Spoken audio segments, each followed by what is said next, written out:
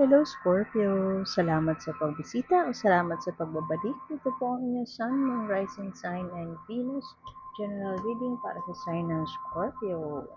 Kunin niyo lang po kung ano yung nakarelate kayo, tapon niyo hindi. Kung hindi nakarelate, okay lang yan. Maaaring ang mensahe sa susunod na reading o sa susunod na buwan ang siyang makakarelate tayo. Pero naniniwala ako may dahilan kung ba't tayo napadpad dito bukod syempre sa algorithm. So, tapon nyo lang kung ano yung hindi kayo nakarelate. Definitely, sa oracle card, merong mensahe yan na universal kahit paano pinagdadaanan nyo. Uy, sorry natin. That's so sticky. At dalawa sila. Okay lang yung dalawa kung magkaiba ng labas. Pero kung dalawang magkadikit, medyo tricky yun. Anyway, maligayang Pasko. This is the month of celebration. Maligayang bati na rin for the holidays. It seems like this December, magsisimula ka ng magdesisyon. Parang kumbaga mabubuo na yung loob mo. Kung dati parang kang nasa dead end, parang hindi ka makagalaw, tingnan mo ito ang yung core energy. Ang upright nitong Two of Swords ay para siyang torn between a decision. Making a wish, pero parang wala doon yung nangyayari, so parang hindi ka na lang magte-take ng action. Dahil reverse mo nakuha, ang core energy mo ay making a decision na this December. End of the year na rin. At holiday season, maraming panahon para makapagmuni-muni. Tatabi ko muna yung core energy mo doon, i-explore natin with another deck. Anong ganap kay Scorpio? Anong ganap sa buhay ni Scorpio? Medyo maaraw na ngayon. Uy, medyo maaraw na, so maganda na ang ating lighting, hopefully. Kasi yung mga ibang readings ay maulan, kaya gabi natin isushoot. So, dahil maaraw naman, ang caveat doon ay maraming ingay sa paligid. So, pasensya na po sa mga ingay na inyong maririnig.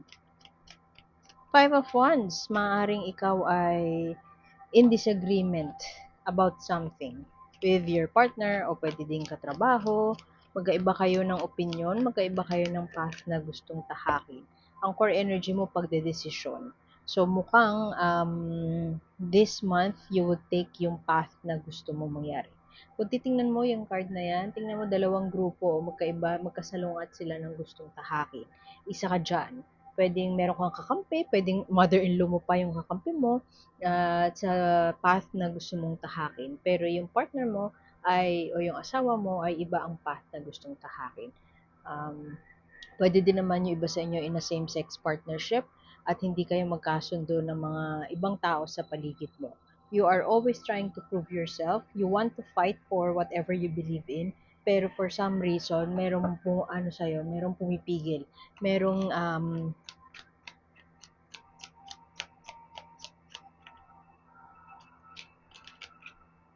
importante sa iyo yung tao na salungat doon sa gusto mo mangyari.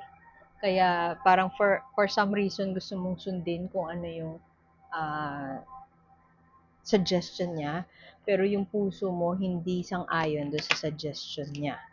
Okay. Ikaw to, Scorpio, High Priestess, very much in tune with your intuition. Ang Scorpio, very, very intuitive individuals. Malakas ang kutob sa mga bagay-bagay. Mysterious sila, pero meron silang idea of what is true to them, what is right for them. Medyo ayusin ko lang ng konti ang ating... May idea kang ano yung tama para sa'yo, ano yung dapat mong tahakin, at malakas ang kutob mo sa isang bagay. Susundin mo yung kutob na yan kasi Scorpio, hindi ka bibiguin pag sinunod mo yung kutob na yan. May idea of what is right. You have an inner knowing kung ano yung best for you. And para lumabas yan, gitnang-gitna sa reading mo, connect ka sa higher realms or sa wisdom na you already have in you. Susundin mo yun. Ay!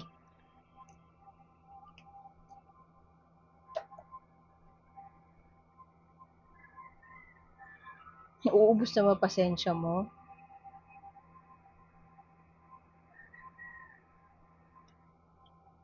Nauubos na ang pasensya, you will soon reap the benefits of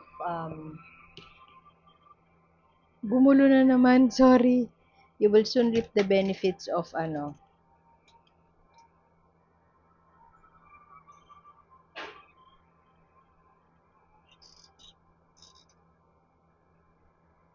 kung ano yung naipundar mo. Aanihin mo na siya soon.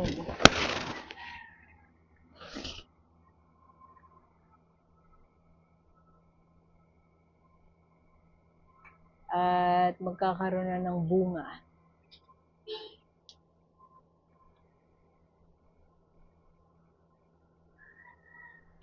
Yan. Hopefully, hindi na siya tumumba. Hindi nga lang nga pantay. Pasensya na. Pero, ito ay card of patience, card of luck. Alam mo yun yung kutob, tapos luck, you would be at the right time, right place, right action. So, yayabong na at aanihin mo na kung ano yung dati mong naipundar, Scorpio. Malamang dati ka nang naging pasensyosa, ginawa mo ang pasensyosa, ginawa mo yung homework mo. Yung pagtatsaga, pagtitiis, pagpapasensya, binigay mo siya dati. So ngayon, aanihin mo na siya.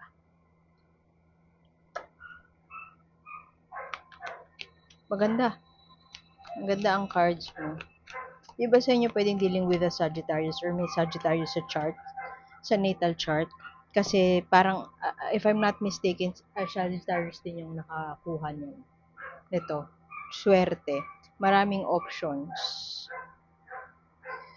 Pwede kasi yung universe ay parang pinupuwersa ka na magstay sa isang bagay na hindi naman aligned sa iyo talaga. Matagal mo nang gustong alisan to, kaya matagal mo nang tinatsaga mo lang siya. Pero itong December, maaaring darating ka na sa punto na kinakailangan mo na magdesisyon at piliin ang iyong sarili. Kasi maraming options na binibigay sa iyo. Kung ito ay isang relasyon, medyo naiipit ka for the longest time kasi you're trying to prove yourself for the longest time. You're trying to prove your worth o kaya nagme-make ka ng excuse para i-justify itong relationship na hindi ka naman talaga masaya to begin with.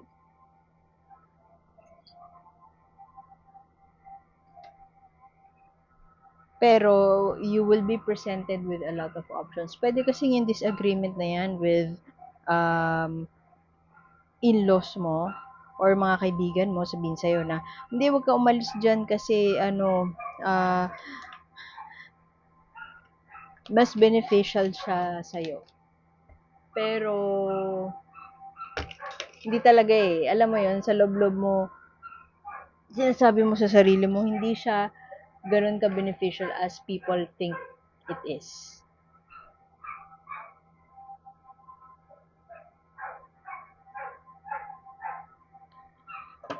Sorry sa ingay sa paligid.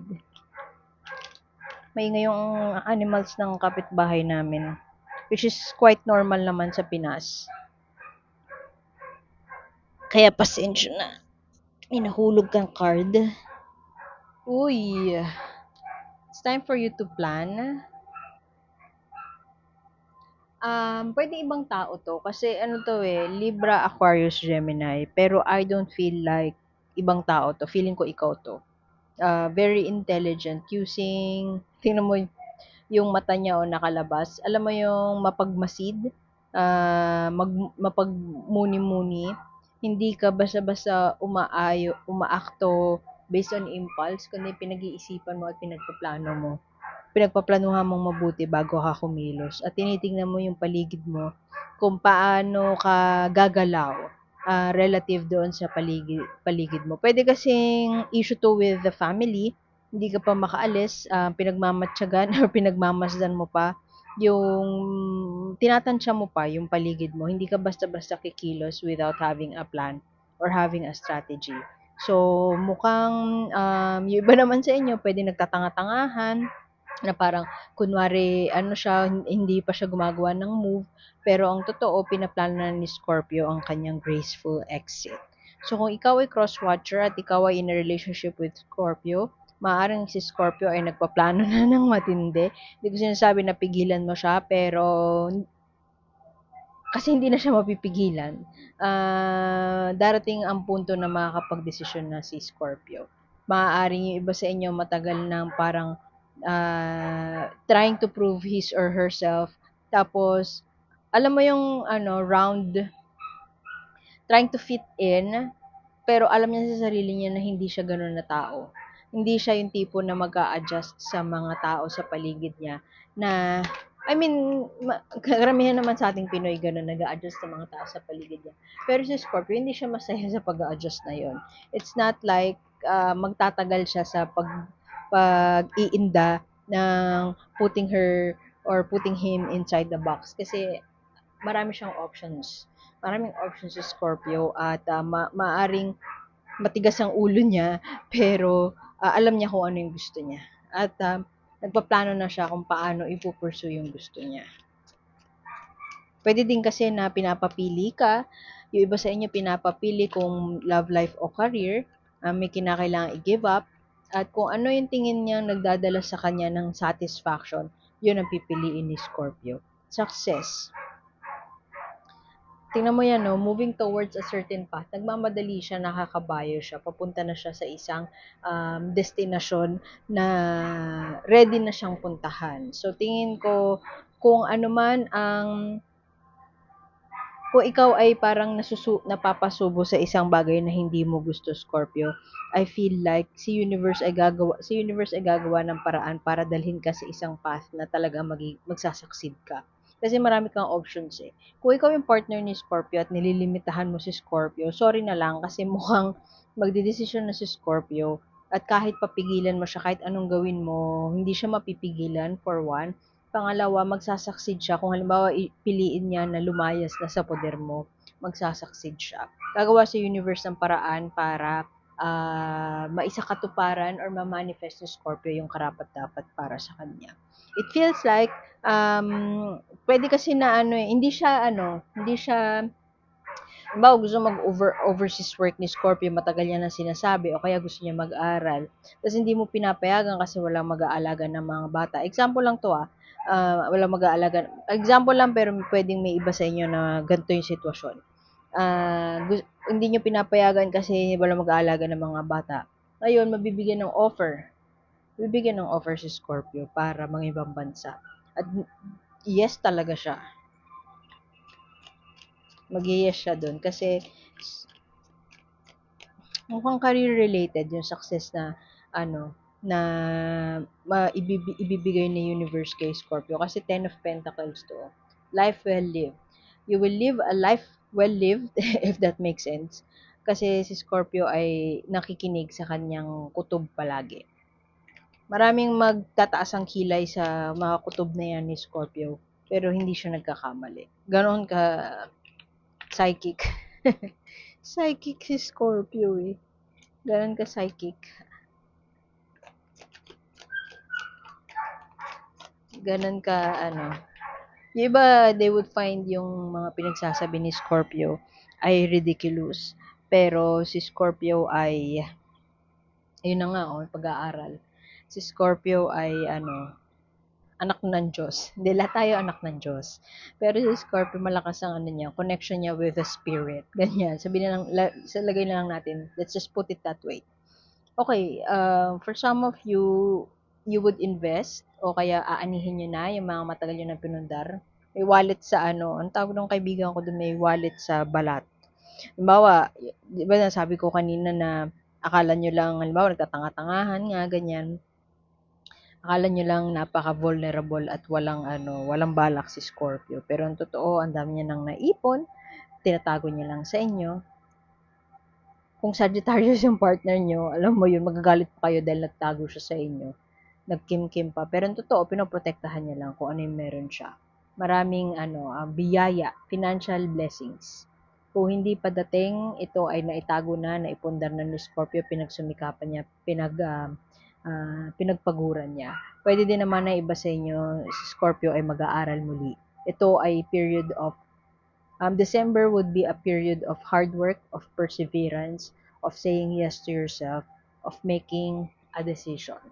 You will make a decision, pwede din sa pera, sa career move, major career move. Pwedeng ganun ang gagawin ni Scorpio. Not necessarily major career move, pero pwede din nga kasi mag-aaral kayo ulit. Pwedeng iba sa inyo magma-masters, pwedeng mag-aaral sa ibang bansa, pwedeng pupunta sa ibang bansa. Wala akong nakikita dito na magta-travel overseas, pero ang nakikita ko dito, financial abundance at maraming options na ipipresenta sa'yo sa universe. Kuha tayo ng oracle card. Oracle card. Mensahe para kay Scorpio. Welcome the unwelcome. Mukhang, ayun na nga, merong ipipresenta sa'yo sa universe na hindi mo ine-expect. Pwede din na may betrayal bilang may ahas dyan, no? Somebody so innocent looking may be fierce. So, mukhang ikaw yun, Scorpio. Si Scorpio yun. So, don't mess with the Scorpio. Kung cross-watcher ka, don't mess with them.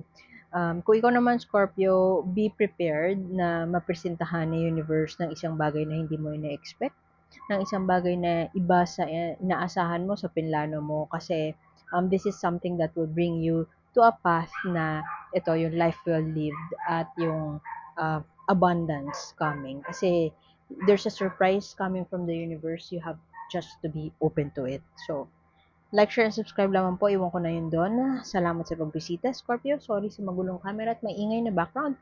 Sana makita ko pa rin kayo ulit next time. Ako po si A, and see you soon. Bye-bye!